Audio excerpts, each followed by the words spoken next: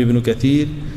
أفرمي أما واجب كردني جهاد لسر مسلمانان هتا وكو شر وزرر وزياني دجمنكانيان كم كانوا لسر خوان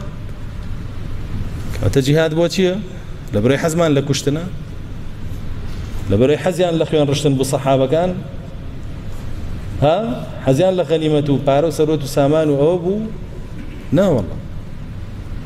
بو أوي شر كافر كان لخوان دور بخانو.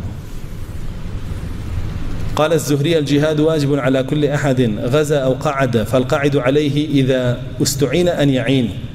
وإذا استغيث أن يغيث وإذا استنفر أن ينفر وإن لم يحتج إليه قعد. فرمي إمام الزهري فرميتي الجهاد واجب لسرها مكسر أو يدرش وبو جهاد وشي دانشتوا هل لسري واجبة شكاتي أو لسري واجبة به أجر داخوازيان كربي طريزكاني مجاهدين أو بيستيان بيو